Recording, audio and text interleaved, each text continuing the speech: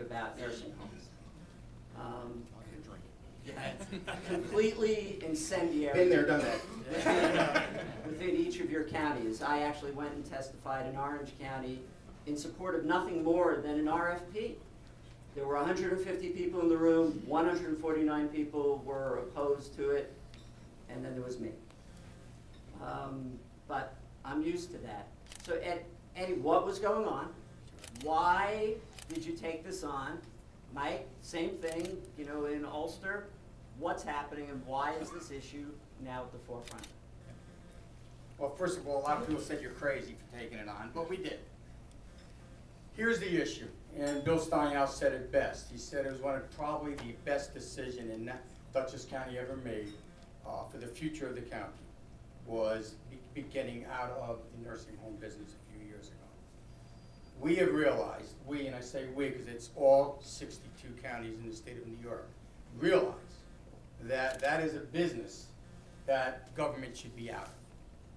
The state realized it many years ago and encouraged us to get out, and the federal government as well. They didn't want us in it. They wanted either non-for-profits or private businesses that do it each and every day.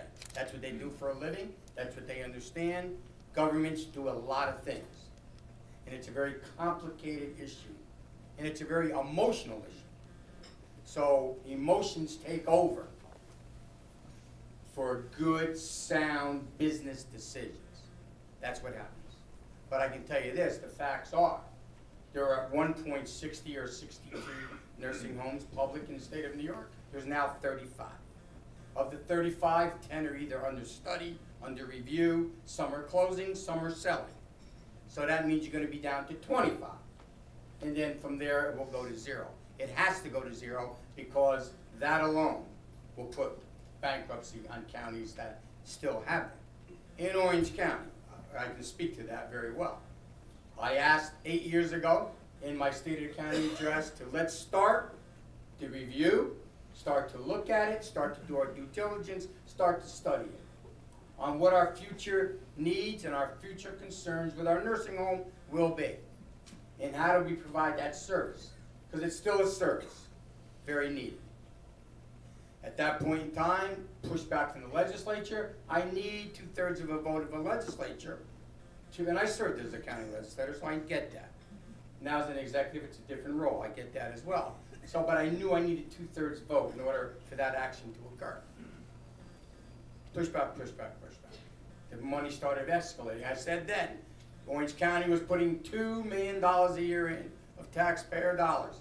I said in 10 years it will be 20 million.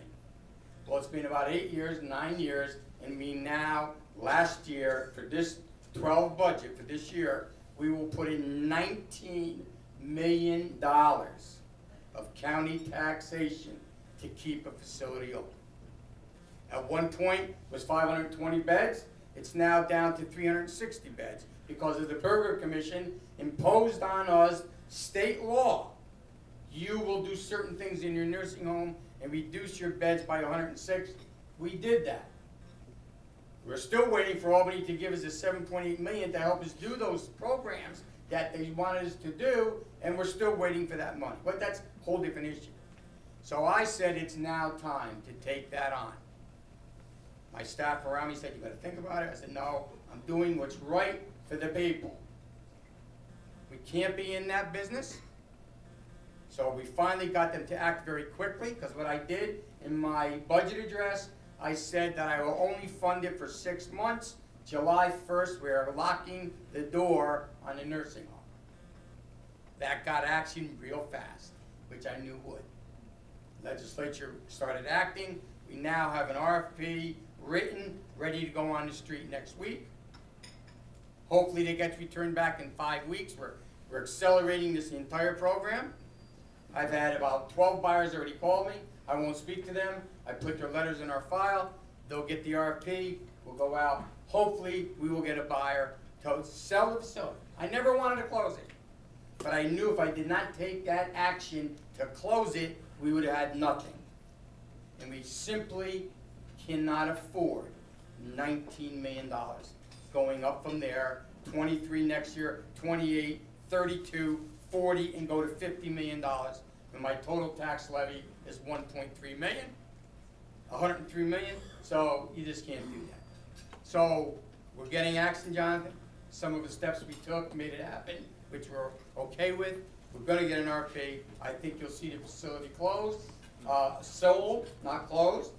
And I'm encouraging Albany, I spoke directly with the governor twice, to help us get through the bureaucracy in Albany. Do not make it a year, year and a half for us to sell this facility. It shouldn't have to happen, especially if you have a buyer in the state of New York that's already licensed to run a nursing home. Then you have to look at their finance only, get through that process. Let's make it happen by the end of the year, and we can be out of the nursing home business and still provide service and care, keep the jobs in Orange County, and provide it by a private or not-for-profit. I hope we're going to get there. Okay, Mike, you were a parallel situation to some degree. Well, again, we may have taken different paths, but the issue is still the same. And the issue really revolves around how do you make sure that people in your community in need are provided the kind of care that is absolutely essential.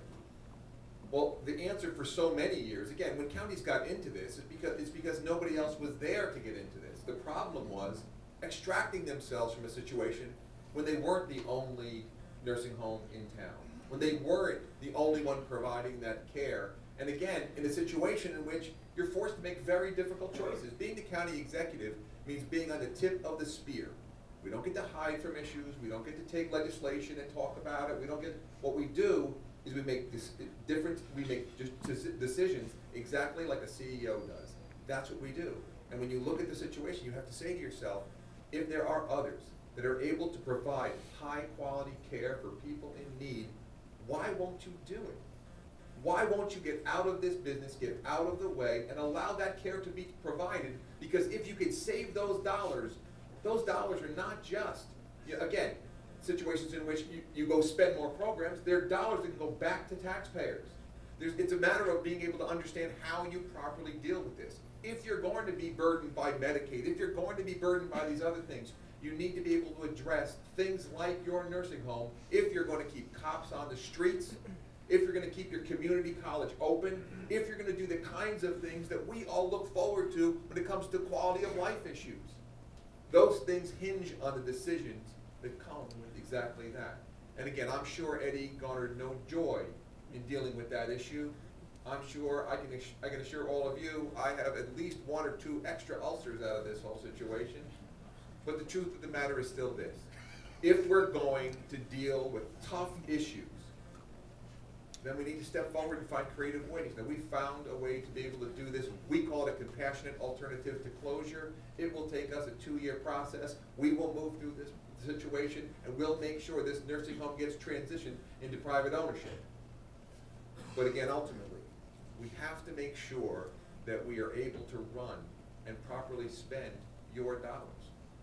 I never forget who I work for. I know Eddie doesn't, I know Mark doesn't. And it's those dollars that we have to spend well. So, thank you. Okay, let me move from the nursing home back to Marcus for a minute here. You've walked in, and there's one of the incendiary issues in Dutchess County is the jail. There is no question that this has been looked at, talked at, but my colleague Jerry Benjamin is sitting here, who I've had an opportunity to do a great deal of research. This is something that is crying out for a regional solution. You have 2 counties sitting next to you, one with multiple vacant beds, one with an empty facility. There are state prison cells closing, and you have this opportunity in front of you, and I know that it's inside of your State of the County address that you've just walked in the door, so you want some opportunity to understand and analyze the issue. But is this really an opportunity for a regional solution? Well, the short answer is yes, and what Jerry has done and others have studied is that there is a regional approach, certainly with overflow capacity, special populations, mental health, juvenile, female inmates. But in fairness, I was in the county legislature. This is not an issue that is new.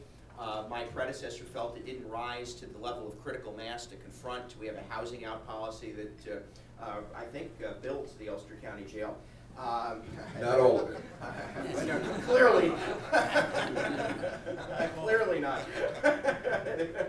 But nevertheless, we of all of those inmates housed out in the state of New York, 1/3 come from Dutchess County, and it is I think a risk and a policy that's no longer sustainable. But we have a model in Dutchess County. The Criminal Justice Council was created for the very purposes of understanding our criminal justice system. And what I want to offer is what we've attempted to apply, and I know Eddie and Mike feel the same, because we are, Mike has said this, I've heard him say it before, we are sort of these chief executives. We have to make certain business decisions, but we're trying to apply a set of principles to our decision-making in county government that gets the emotion, the politics, and the partisanship out of decision-making. So what we're engaged in at the moment through the Criminal Justice Council is a review of our criminal justice system. Understand the very systemic problems so that we don't have a jail expansion proposal or issue, but rather a criminal justice proposal. We want to ensure, and again, this is one area, by the way, where state government at all levels, from Albany right on down to village governments, is antiquated and outmoded. I mean, we have justice courts in every corner of our community. We have the counties being forced to do certain things because the state requires us to do so in the area of inmate population and criminal justice. There's been no real shift in allowing regionality or regional address of jail expansions, and it's a cost, it's a burden to us. But certainly we want our communities safe. So we want a systemic review, a comprehensive review of where we are in Dutchess County, and then identify both the changes that can occur within the criminal justice structure in this county, arraignments, alternatives to incarceration, and what have you. We want to consider various models. There's a reason institutions are closing their doors. There's a reason that a jail is not the appropriate place for those with mental health concerns. And in some cases, in most cases, women who are incarcerated are there because of other concurrent or co-current issues. We want to ensure that we have the right model moving forward, and then we want to be able to build the right, if you will, housing options for those in the system. And I think that needs to include a regional overflow, but the state of New York needs to allow us to do that. Now, in the interim, if we can make use of state facilities, great. If we can make contractual adjustments within our personnel policies to make it easier to manage, if the state would provide in this county some latitude in allowing us to do some on-site expansion so that we don't have to continue to house out, that'll enable us to have a more robust and successful alternatives to incarceration program. But again, if we are to confront this issue in this county, it can't be about how many more jail cells do we need. It has to be about what's the most effective way of dealing with the criminal justice system. And in the end, if that requires us to expand, and I do believe it does, believe in the end we need more capacity. But we want to make sure the systemic changes are made so that we're not building more jail cells for the purposes of building more jail cells for the purposes of building more jail cells. Mark, there's nothing like a deadline, so what is your time frame? We've told the Criminal Justice Council they have till June 1st to complete their analysis so that we can go out to bid for a consultant that then will begin the modeling options. And I want to be very, very clear.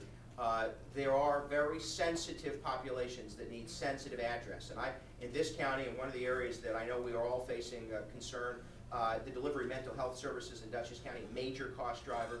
If we can show a criminal justice model that engages and embraces a new mental health delivery model, we can begin, I think, to drive down inmate population, to prevent incidents of crime, in particular those areas where individuals do so out of what we'll call risk populations or risk communities because of mental health and other concerns.